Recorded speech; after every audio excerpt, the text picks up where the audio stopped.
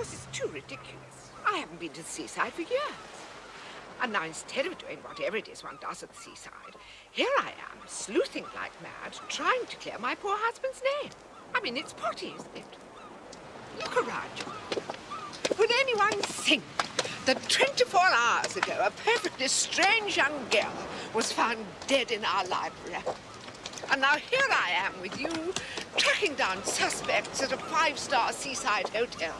Murder at the Majestic. Oh, I'm sorry, Jane. What were you thinking? What? Oh, well, perhaps, yes. Ah, well then, I'll be quiet.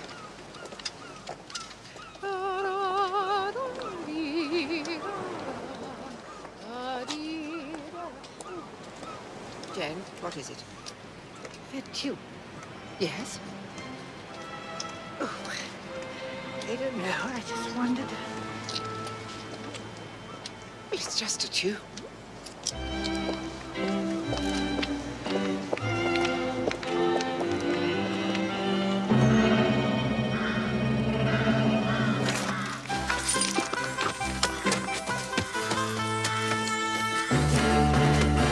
I suppose the key to it all was that 8 years of mourning were coming to an end.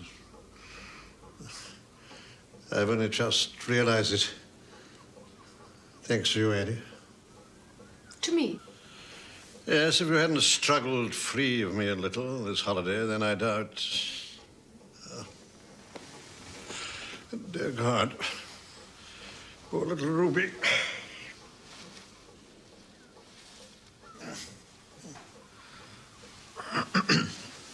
Yes, I'm sorry, Mr. Jefferson. We policemen can rarely leave a decent interval. Quite. But I want to help, Chief Constable. Very much. What do you want me to tell you? Well, as I understand it, 8 years ago in the plane crash, you lost not only your wife, but both your children, a son and a daughter. And they each left behind a wife and a husband, namely Mrs. Jefferson here and Mr. Mark Gaskell. Yes, we were very much thrown together, as you might imagine. Mark and Adelaide were very good to me. I sometimes think I owe my will to live to them. I've become more independent, mind you, over the years. Perhaps it was necessary. If you'll excuse me, Colonel, I really ought to find my son, Peter. Yes, of course. I'll see you soon, Jeff.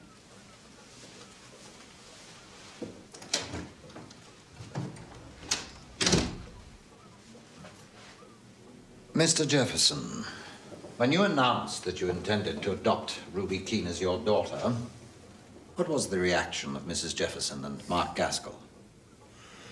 They weren't tremendously pleased, but they took it all right.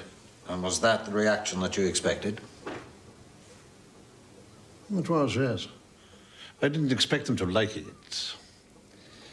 I had made healthy provision for both of them when they married my children. Yes? So I didn't expect them to behave unreasonably.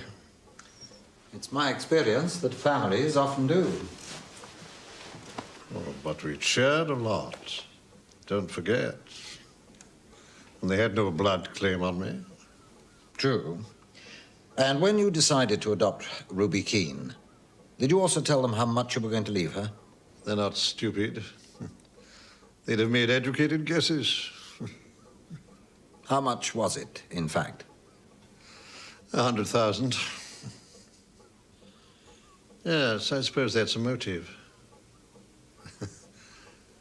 But I don't envy you trying to prove either Mark or Adelaide a murderer. Jane, really? One can't solve a murder with sand in one's shoes. I want my lunch. Oh, yes, of course, Dolly dear, you run along. Yes, I'm sorry not to be more companionable, but... Oh, come along, Jane. Are you going to tell me or aren't you? I'm sorry. Well, for heaven's sake, who strangled Ruby Keene? And why did they leave her body in our library? Oh, that, yes. Well, isn't that what you've been thinking about? Well, way. Yes. Of course, it's obvious who might have done it, but as I say, there's something missing. Yes.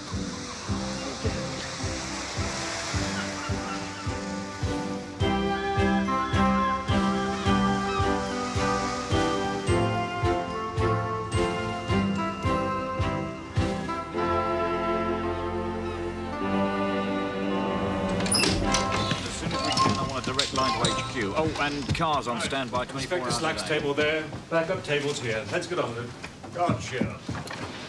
Ah, yes, Mr. Bartlett. Ruby Keene seemed happy enough to dance with you? I hadn't thought of that, yeah. Well, it's sort of her job, really, isn't it?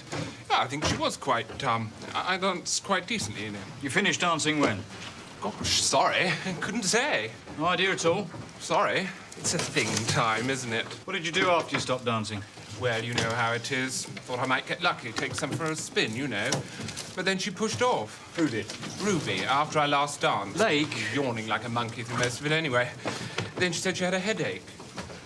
I say, was I the last one to see her? I mean, apart Where did she from... go? To her room, she said. What did you do? Do? Yeah, I see what you mean. Could have been anything, really. What was it, in fact? Drink, probably. Usually drink after waggling a leg. And I think I wandered about and stirred about outside. Hate it when it's stuffy. Hate it. Of course, that's it. Must have. Because that's when I spotted it. What? Well, I didn't spot it because it wasn't there. Sorry. But I spotted it had gone. What had? The motor. Your car? Absolutely. Sorry, I reported it with the chaps down at the station at Thingamy Road. I say, you couldn't, could you? I mean, you seem to be a little more intelligent than those chaps down there. It's a Vauxhall coaster, red with... Sorry, Mr. Bartlett, that was a murder inquiry. Oh, yeah. Sorry. Go on. Yeah, forgot. Sorry.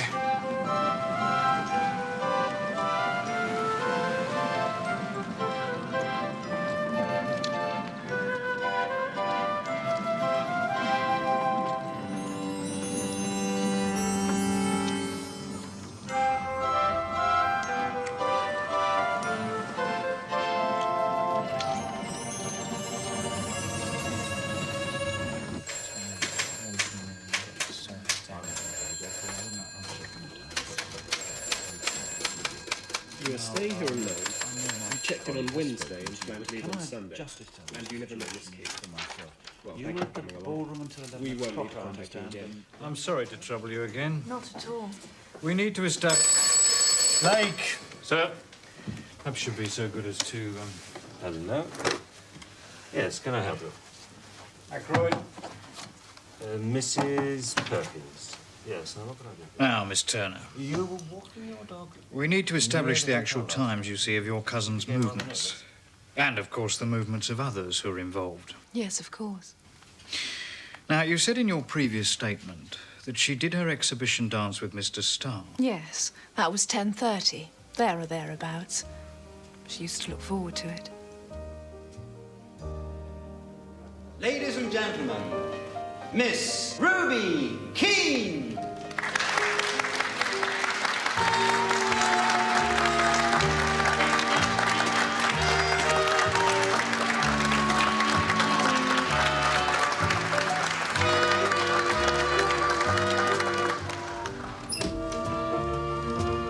Where have you been, Mark?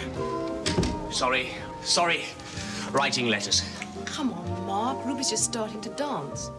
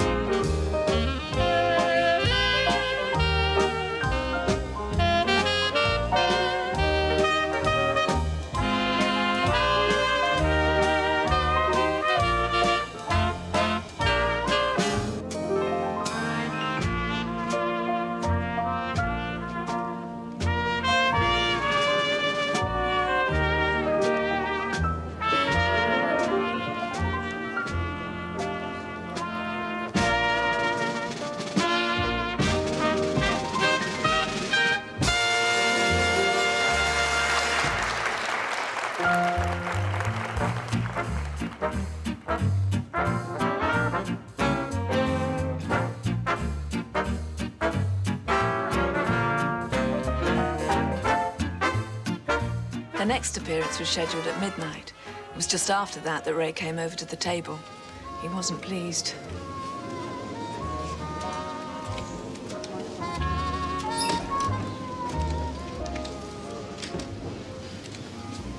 I'm sorry to interrupt. Not at all. As long as you don't change around the cards. As long as you do. Josie, Ruby hasn't turned up. We were supposed to be on again 5 minutes ago. She was dancing with poor little Rich Boy. George Bartlett hasn't seen her for half an hour. She isn't in her room. I wish she wouldn't do this sort of thing. Excuse me for a moment, will you? I am sorry.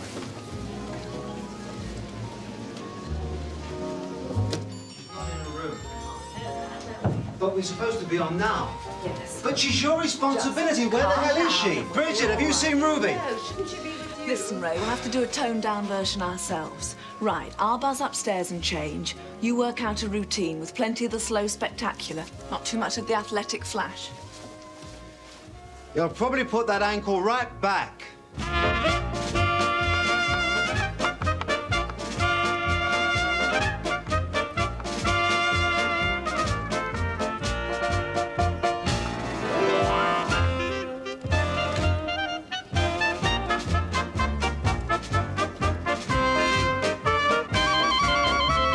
Stayed up for her?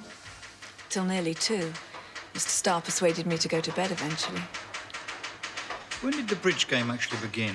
10:30. We would have started earlier, but Mr. Gaskell had some letters to write. At least, that's what he said. I think it was an excuse, actually. He's not that keen on bridge, I don't reckon. But he was back in time to see Ruby's dance? Yes. And did anyone leave the table before Ruby was reported missing? No. I knew what I was doing. Others will tell you that Ruby amused me. It was more than that. To an extent, of course, she was performing. She was a natural storyteller. She had that from her background. Her parents were both theatricals. What a childhood. Dreadful lodgings. Catching the train on Sundays and not going to church. They had to get to the next touring date, you see. Fascinating to me, this sort of thing. And, you know, even the most horrifying anecdotes always ended in laughter. Her laughter, I mean. No complaints, no comments. Just clear-headed amusement. She had a marvelous knowledge of life. And it had left her unsullied. Unsullied? Yes. I want to make that clear.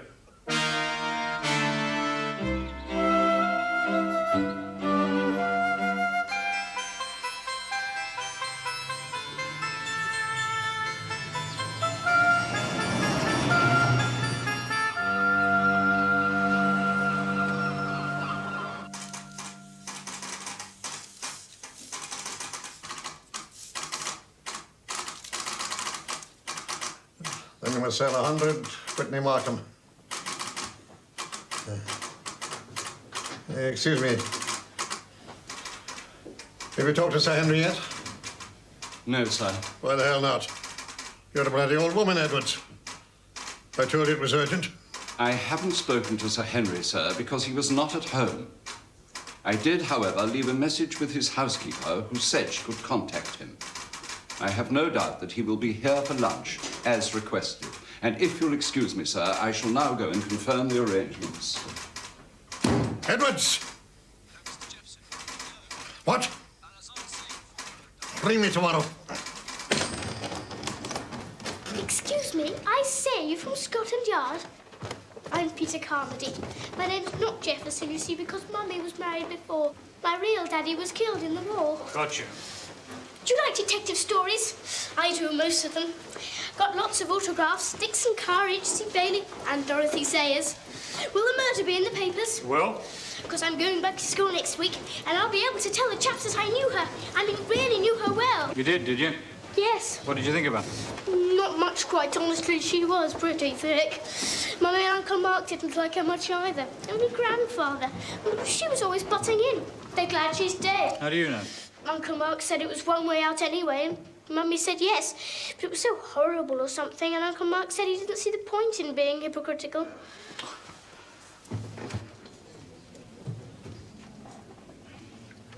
Sir? Thank you, Slack. Thought I should take a look at Ruby Keane's room for myself. Of course, sir. Your prerogative, sir.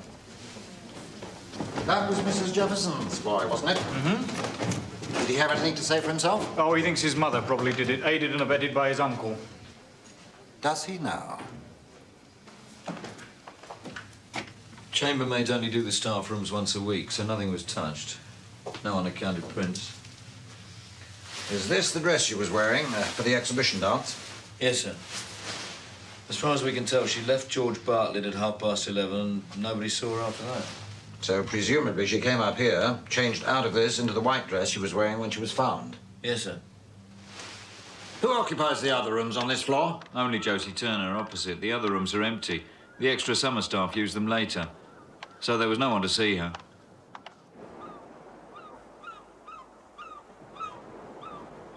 The fire escape's hardly lit at night. She could climb down and practically guarantee not to be noticed.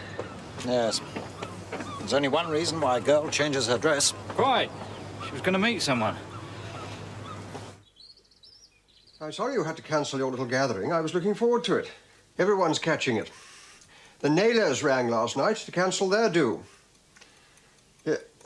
Never mind. Yes, yes. Well, my regards to Mrs. Duffy. Goodbye.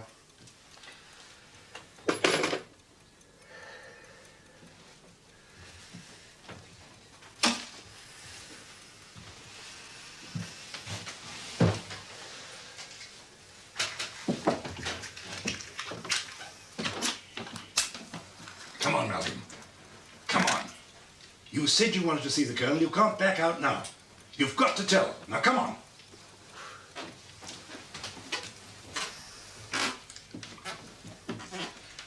Here's a good lad. Malcolm? How's the world with you? Malcolm's made a discovery, sir. Oh, yes? Fat bodies. What? Found a body.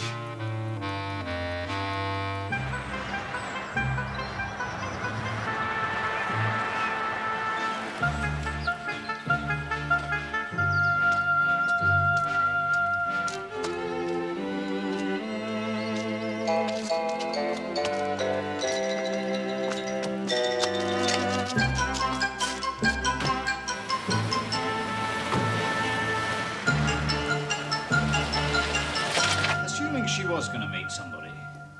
Now, suppose it was a boyfriend and he was a bit of a hard case. Exactly the sort of person she'd want to keep dark so as not to foul up her chances with Jefferson. It's hardly surprising nobody knew about him. Now, suppose she tells him that Jefferson is going to adopt her. Well, he doesn't like this a bit. Going to take her right out of his class. He's good as lost her. Now, he probably doesn't mean to kill her, but he's stupid, doesn't know his own strength. Panics,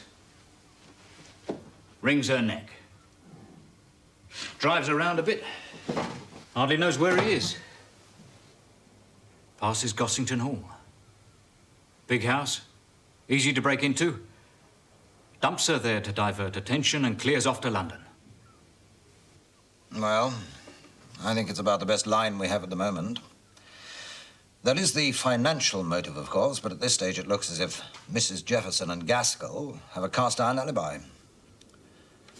Well, I must be off.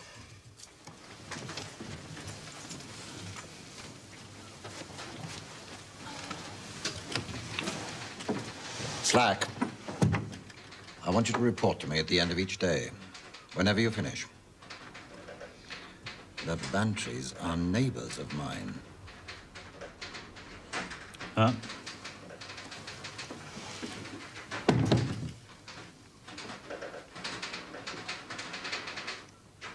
Late!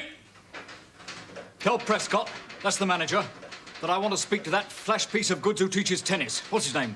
Starr. Bridget, pop down to the tennis courts and ask Mr. Starr to come up. He should be finished by now. There. I'll send Mr. Starr along to the room that we've given you. Thank you, sir.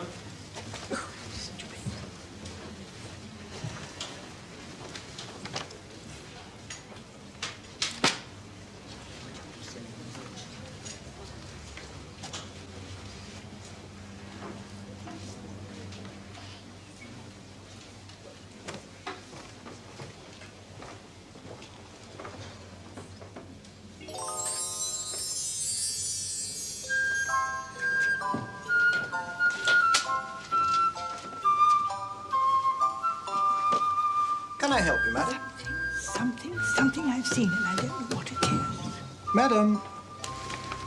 Oh, I beg your pardon. How can I help you, madam? Oh, I only wish you could. I sometimes feel we have no control over what our eyes decide to see or not to see. Oh, that's it. Yes, I should like to buy one of those newspapers. No. Compliments of the house. Thank you very much. I only knew her as a dancing partner. She seemed a very pleasant girl, a bit dim. What about men? Well, for what it's worth, I always thought of her as very innocent. She spent most of her time with the Jeffersons. I assumed she was missing a family. Did you know that Mr. Jefferson was planning to adopt her legally? Crafty little maiden. Not so dim, perhaps?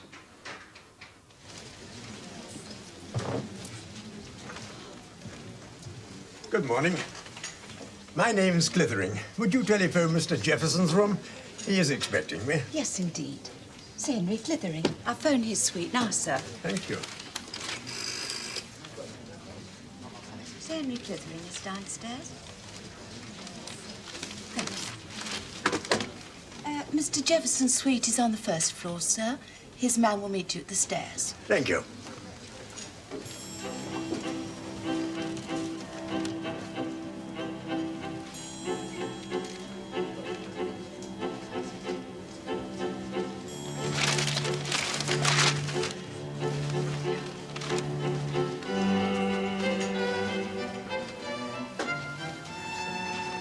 Josie Turner knew about the adoption business? I don't know. She usually knew what was in the wind. She's got her head on a Josie. Matter of fact, seems to me more likely that Josie planned it all than little Ruby sized it up for herself. Why do you think that? Josie was as cross as I was when Ruby didn't turn up for the exhibition dance. I wondered why at the time. It'd make sense if Josie had told her to keep her nose clean, wouldn't it? If you could give me just one moment, please, madam. Excuse me, sir. There's a lady outside. I'm busy late. Now, the exhibition dance was about... What's the matter with you? She won't go away, sir. Who is it? I don't know, sir. A Miss Marple. Let her in. This way, please, Yes. madam. I'm so sorry to interrupt you, Inspector. It's just that it's so important. I thought you ought to know. It's this missing schoolgirl in the newspaper. Oh, yes, madam. What about her? She's... Well, I don't know what she is, but I know that it's important. Well, I'm afraid I'm not putting this very well, but... Oh, why do I keep thinking of Mozart? And the girl. Why do I keep thinking it's too late? Do you know her, Miss Marple? Now, there's another thing. No one seems to know anyone else in this business. This business? Are you suggesting that the missing schoolgirl is in some way connected with the death of Ruby Keene? Of course. How? Well, I don't know how. But what is being done about this missing schoolgirl? It's not my department, I'm afraid. That would be local. I'm county. If you're really concerned, Miss Marple, I should have a word with the duty staff at Danemouth. That would be the Harold Road station. Do you know it? Oh, dear, oh, dear. Well, it's probably too late, anyway.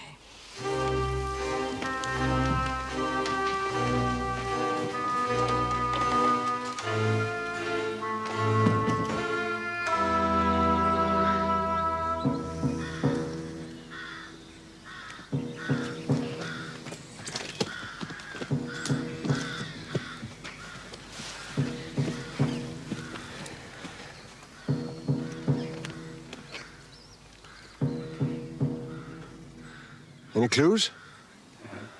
Young girl. Ruby and I did our 10:30 dance together. I didn't notice what happened to her then. I had my partners to look after.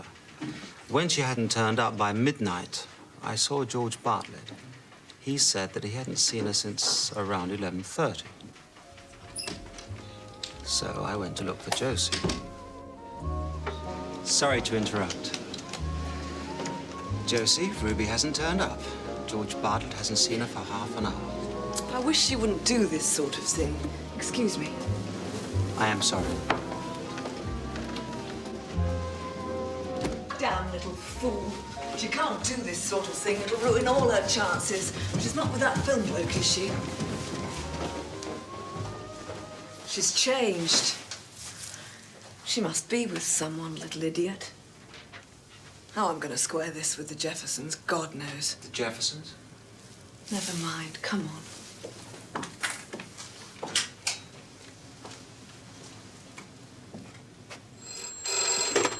Lake here? Who do you think Josie Turner meant when she talked about that film bloke? Chap who comes here occasionally. Basil somebody. Where? Got a weekend cottage somewhere around. I suppose that's who she means. Thanks. Excuse me, sir. Well? HQ, sir. They think they found the schoolgirl. Think? The body's very charred, apparently.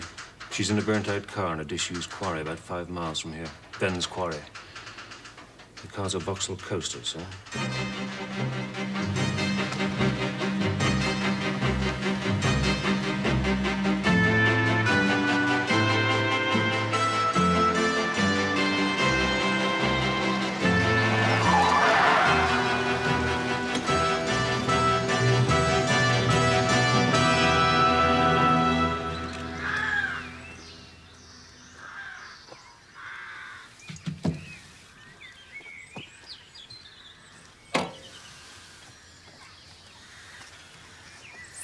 Where do the parents live?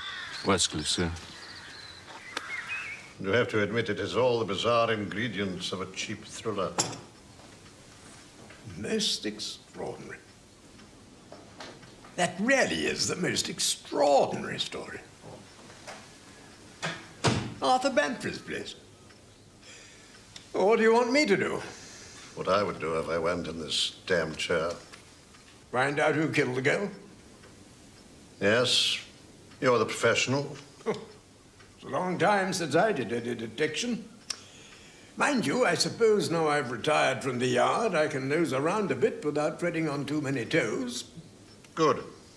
All the same. May I make a suggestion? Do?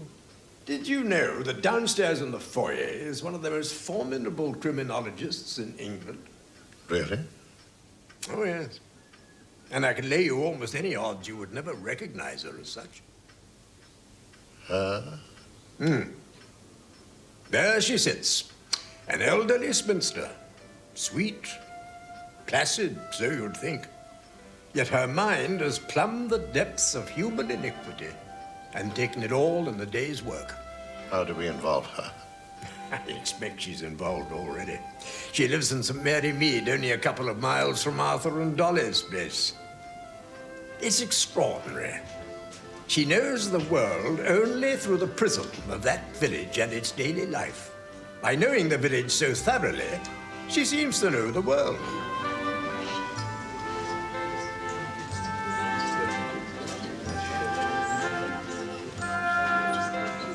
Miss Marple. Oh, Sir Henry. Oh, what luck. What a great pleasure. Oh, how kind of you to say so. Are you staying here? Yes, as a matter of fact. Poor Dolly Bantry and I are sharing a suite. I thought you might be involved. Have you found any village parallel yet? Well, not really, no. You don't sound sure. Well, I was trying to account for Mr. Jefferson's infatuation with the poor child that was murdered, I must admit. Mr. Harbottle came to mind, and to a certain extent, Mr. Badger the chemist. I knew you wouldn't fail me. Miss Marple, Conway Jefferson has asked me to keep an eye on the case, unofficially, of course. May I call you in for consultation? Equally unofficially. Oh, of course, Sir Henry, if you think my little ramblings would be to the purpose. Oh, good. Then may I ask you and Mrs. Bantry to dine with me this evening? I can't wait to hear the Harbottle Badger thesis. Until tonight.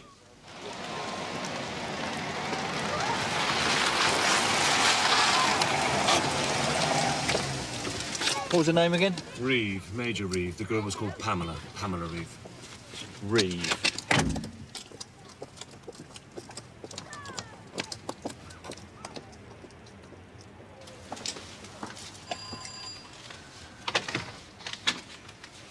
Major Reeve?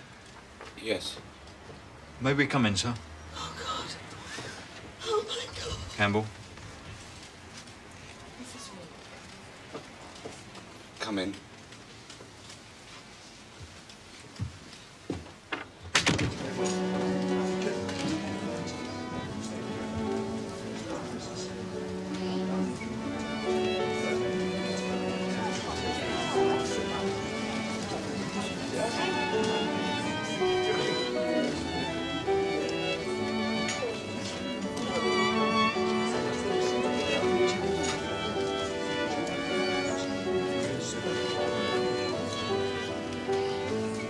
don't think Conway Jefferson is a nasty old man, you know, Jane. Oh, certainly not. Oh, no, I wasn't implying that one moment. No, I simply think he was looking for a nice, bright girl to take his dead daughter's place, and this girl saw her opportunity and played it for all she was worth. Like the young maid in Mr. Harbottle's. Ah, Harbottle. Good. Yes, an ordinary girl, nice manners she had. Mr. Harbottle's sister kept house for him and went away to nurse a dying relative. When she returned, she found the girl completely above herself, sitting down in the drawing room, laughing and talking, and not wearing her uniform. Tut, tut. People said things, but I don't think there was any familiarity. I think it was simply that the old man found it much pleasanter to have a young, charming girl telling him how amusing and clever he was than Miss Harbottle continually pointing out his faults to him. Yes.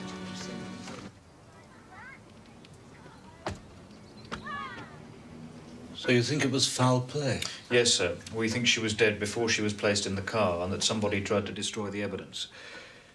We found containers for several gallons of fuel. I see.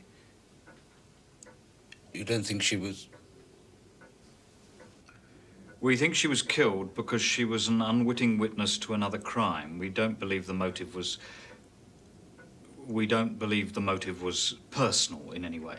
You mean sexual? Yes, sir. Another girl has been killed, and we think Pamela may have stumbled across something that made her too dangerous for the murderer. Do you think you feel up to answering some questions now, sir? We want to catch this person, and we need all the help we can get. Of course. Now, according to your first statement, when you reported her missing at Harold Road, Pamela left Westcliff to attend a guides rally in Danemouth, and you expected her home for supper? Yes. She was supposed to come home by bus? The local station questioned some of her friends, and they all agreed that Pamela said she was going down to Woolworths and would catch the bus later from the depot. Is that the sort of thing she often did? And she had no other plans?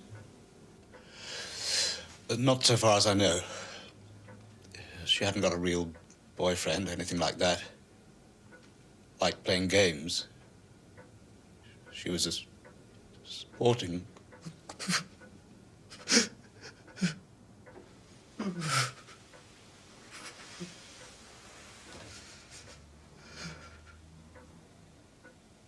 And when Mr. Badger discovered that Miss Hart was carrying on with a very undesirable young man connected with racecourses and had actually pawned some of Mr. Badger's presents, well... He was furious. Well, he was certainly disgusted. I'm not sure that Mr. Badger was capable of anything so forthright as fury. Mrs. Badger got a fur coat out of it. Do you think Mr. Jefferson would be capable of fury? Conway? Oh, yes. He has drive. I'm sure he's capable of great anger. What do you think, Dolly? Yes, I do. Why do you ask, Jane? Miss Marple, you don't think... Conway, you don't really think that. Oh, no, no. No, I don't think it, Sir Henry. No. But this is a very muddy business. And I merely say that your friend Conway Jefferson is a rich, powerful, and ingenious man whom I suspect would hate to be made a fool of. That's all. Miss Marple, Miss Marple, why were you never called to the bar? What a wonderful prosecuting counsel you'd have made. She would. She's wonderful. Oh, no, I wouldn't have liked it at all. All that flummery and pretense. Far too theatrical. Oh, dear me, no, no. I wouldn't have been good at all, no. I want everything you can find on Bartlett. I can't believe anyone can be that balmy.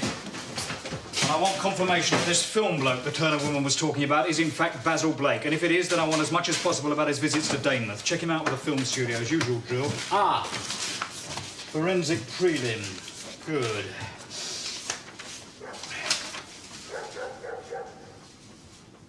Here, was there a long-haired rug in that library? No, the hearth rug was a patterned oriental sort of thing.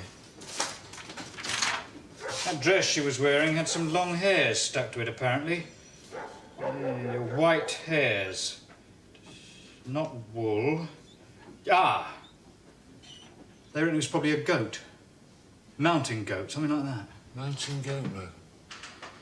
Don't reckon I've ever seen one. Whose house would you find one of those in, then? How about an ex-colonial type? Favourite occupation when bored with safeguarding the empire, shoot a Himalayan goat or two, eh? What, Bantry? Why not? On his own admission, driving around between 10 and 11:45 on the night in question. No witnesses. Was at the Majestic last week. Knows the Jeffersons. But who'd be so stupid as to dump a body in their own library? Or so clever.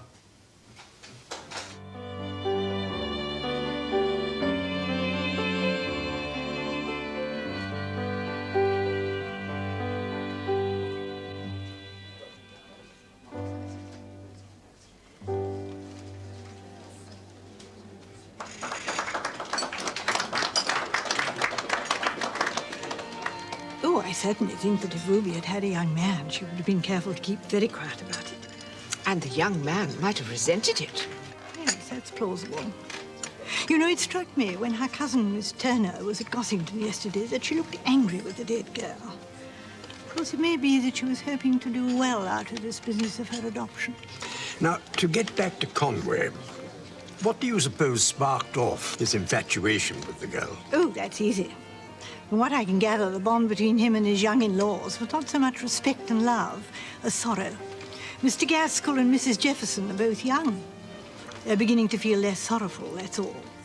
They're beginning to look at the world again. And you know, gentlemen can so easily feel neglected. Yes. Yes, I think if you'll excuse me, I'll just telephone to Arthur. I know that you two have lots to natter about. Jane, let's breakfast together. Oh, Dolly, dear, yes, indeed, of course. Good night, Sir Henry. Good night.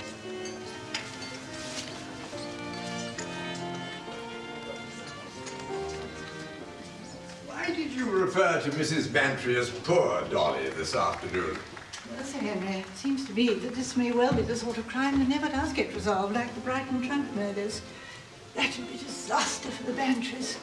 People would think there's no smoke without fire. Some will even say it, too. They'll be quietly shunned. Colonel Bantry is very sensitive.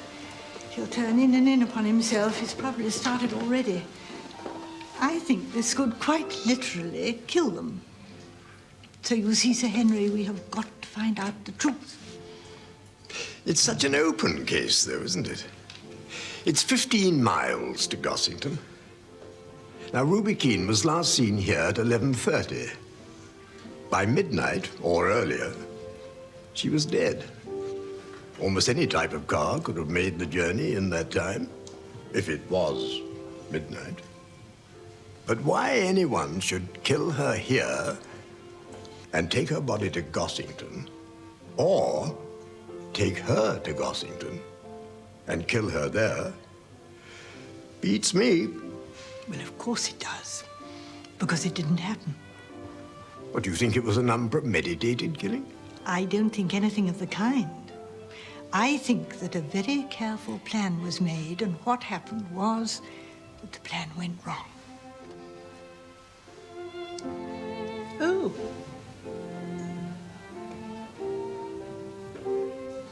What is it? The orchestra. That tune. Dolly was humming it this morning. Do you know it? It's been haunting me, and here they are playing it. Do you know what it is? I'm not very up on the latest thing. It's Mozart, Sir Henry. Now, why do I keep thinking of it? It's jolly nice. It's a mystery. But then we all are, aren't we? Even to ourselves. Especially to ourselves.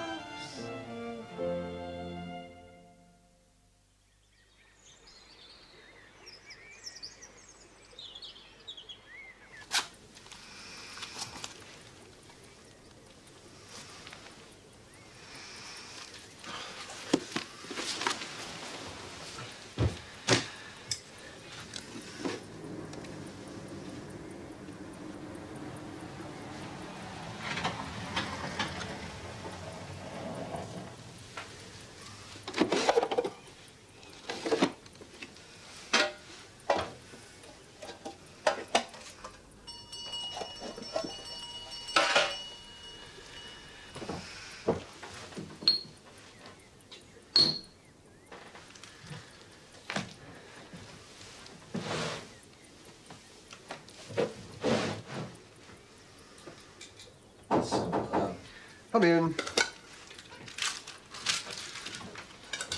Ah, that's the police again. I'm afraid it is, sir. There's no need to be afraid, Lorimer. No, sir. You seen any tobacco? No, sir. I think I'll go and get some. What do they want, then? They're asking if we have any long-haired white rugs in the house, sir. And have we? Not white, I believe, sir. Pale, yes, I said. They want to take samples. Of what? Of the hairs in the rug, sir. Of the hairs in the... Well, let them search the place. If this is the open season on hairy rugs, let them loose. Oh, why not? All right, go ahead. Turn the place upside down. Liberty Hall! Liberty Hall!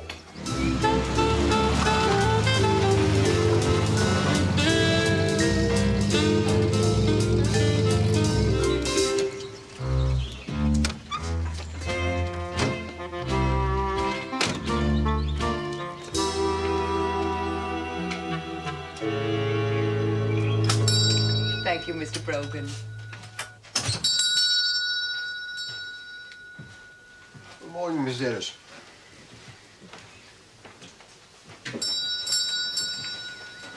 Morning to you, Mr. Brogan. Morning, Colonel. What can I get you? I think I'll take a 2-ounce tin of my usual, please. Yes, sir.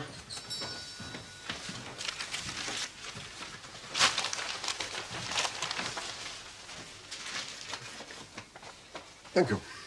Put it down, will you? Oh, yes.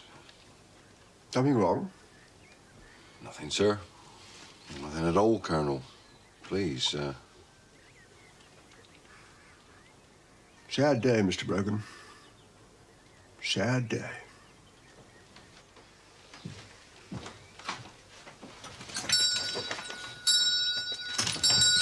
You were going to refuse him tick, weren't you? Just because some madman dumps a body in his house, suddenly he's untouchable. My God, this place. Give me Babylon any day.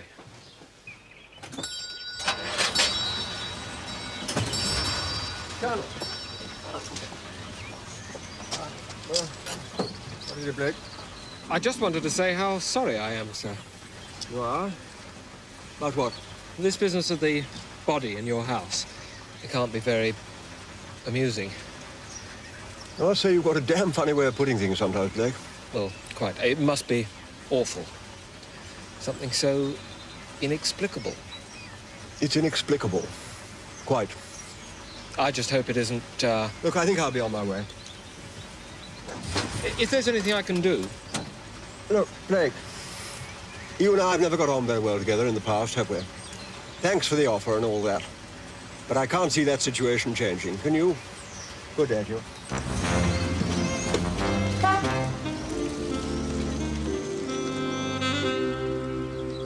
Oh, yes, it was all Addie's fault, all right. Too many tennis lessons with that good-looking young fellow. Mark. Jeff felt neglected. No wonder he turned to our little dance hostess. Well, you weren't exactly over-attentive to him yourself. Ah, no, but it's female company that's the key to it, as to everything else. Yes, but I mean a girl like Ruby Key. Oh, quite. Jeff's always been such a sensible, level-headed old boy. Gentlemen are sometimes not so level-headed as they seem.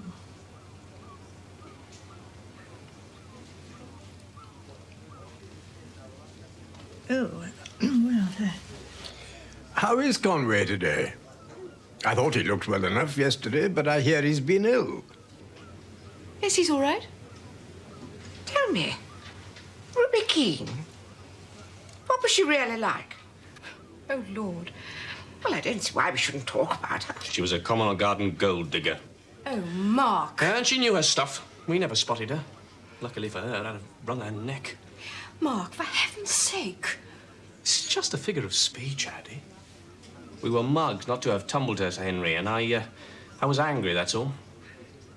Oh, I'm sure Addie and I are both under heavy suspicion. Jeff was proposing to settle an absolute fortune on the half-baked little sourpuss, which we have to assume would have been our loss. Well. What an unscrupulous person you are, Addie.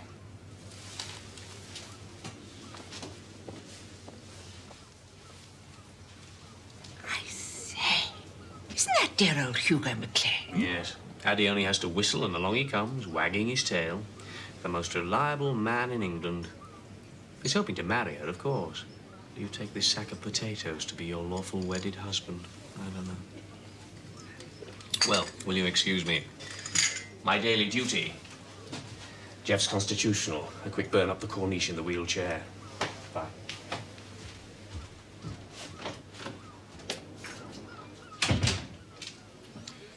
Well, what do you think of the principal beneficiaries of the murder? Well, I think Mrs. Jefferson should marry again. She's a likable woman. She'd make a good companion. No wonder Mr. Jefferson missed her. And Mark Gaskell? Oh, he's a downy fellow. Village parallel, please.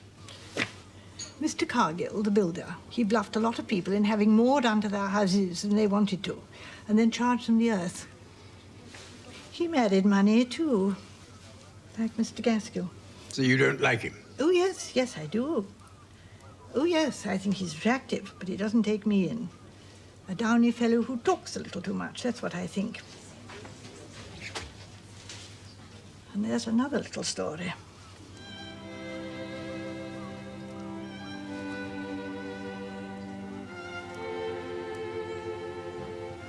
Do you mean? Are you suggesting that that star fellow is entertaining ideas of marrying Mrs. Jefferson? Because if so... Well, Dolly, we're told that Hugo McLean is. And anyone who marries Adelaide Jefferson would not want to see her disinherited. Quite. Yes. So you're still trying to tell me that where there's a motive, there's no opportunity, and where there's opportunity, there's no motive. Who stands to gain, sir? Mrs. Jefferson and Mr. Gaskell. Both playing bridge from Ruby Keane's exhibition dance until, well, after midnight. Scores of witnesses. Rock-solid alibis. Same with Starr. What about Blake? He was at a studio party until the small hours. He knew Ruby Keane, we think, but there's no discernible motive. Bartlett? Well, he had the opportunity, true. And he can't account for his movements for the time when she was killed. And the Reeve girl was in his car, but everything else is against him. There's no motive in either case. Amiable sort. Completely dim. Oh, we're following him up, but it's 1,000 to 1, that. By the way, sir, I suppose Ruby Keane really was dead by midnight, was she? Ah, now, I'd already asked myself that question. So I rang Dr. Haydock, just to verify. He got quite shirty, as a matter of fact. Now, he puts midnight as the absolute limit. Ah, yes, here we are. Apparently, she was heavily drugged before she was killed. A barbiturate. Which doesn't look like impromptu violence, does it, sir? What, a random killing, you mean? A psycho? No, I don't think so. Melchett? Oh, yes, Lake. Thank you. No, he's with me. I'll tell him. Yes, goodbye. Apparently, Basil Blake was seen leaving the studio car park at about 11 o'clock on the night in question. Would that have given him time? Yes, sir, it would.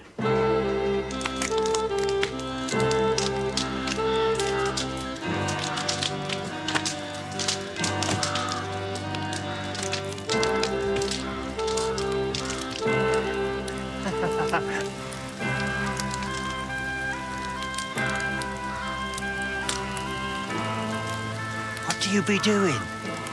What does it look like?